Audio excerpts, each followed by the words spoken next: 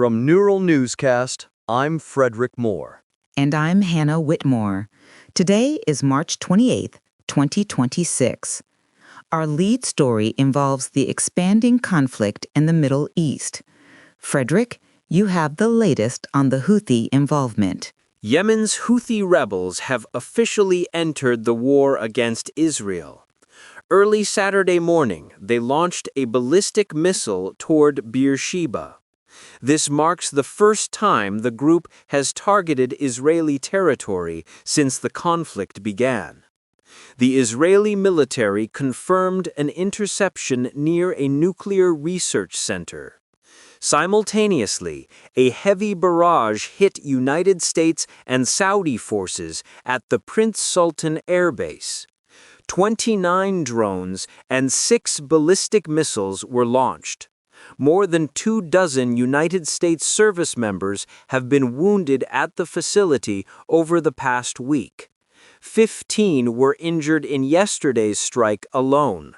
5 are in serious condition. The Prince Sultan airbase sits roughly 60 miles from Riyadh. It is a critical hub for both American and Saudi personnel.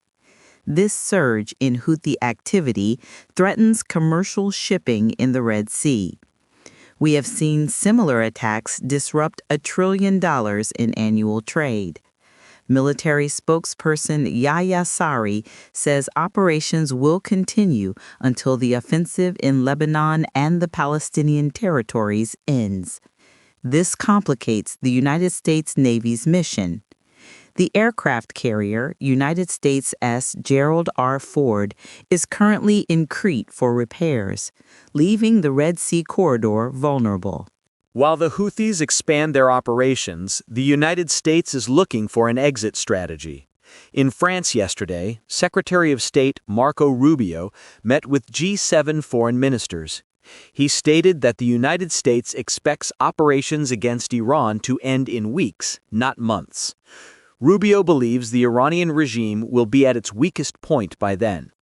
Despite this timeline, the fighting remains intense. Israel struck 2 Iranian nuclear facilities on Friday. The Shahid Kondab heavy water complex in Iraq and the Articon yellowcake plant in Yazd were both hit. Israeli officials say the Yazd strike severely damaged the processing of materials for uranium enrichment. Tehran claims there were no casualties or contamination, but the targeting of nuclear sites marks a clear escalation. Israel appears intent on degrading Iran's strategic capabilities before a potential ceasefire. Meanwhile, in Beirut, Israeli strikes killed 2 people yesterday. Iran remains defiant. The Revolutionary Guard Corps continues to assert control over the Strait of Hormuz. On Saturday, they reported turning back 3 container ships. They are enforcing a ban on any vessels linked to supporters of Israel or the United States. That is a vital distinction for the agricultural sector. The restriction of fertilizer components has threatened farming worldwide. If these shipments move, it may prevent a food crisis, even as oil prices fluctuate. However, the energy threat remains high. Iran's vice presidents warned that a ground invasion would push oil to at least $150 per barrel. They also threatened the port of Yanbu and the Fujairah oil complex. President Trump has issued an ultimatum. He stated that if free passage is not restored by April 6th, he will order the destruction of Iran's energy infrastructure. The White House currently maintains that negotiations remain possible, despite Tehran's denials. The coming days will determine if the United States initiates a military effort to reopen the waterway. From Neural Newscast, I'm Frederick Moore. And I'm Hannah Whitmore.